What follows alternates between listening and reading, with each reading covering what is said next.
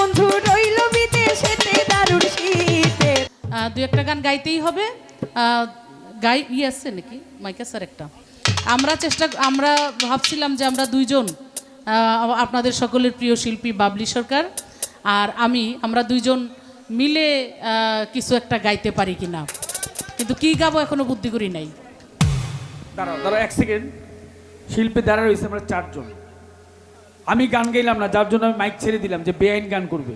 হ্যাঁ, আপনাদের গান শুনতে চাই না আমরা, বসেন।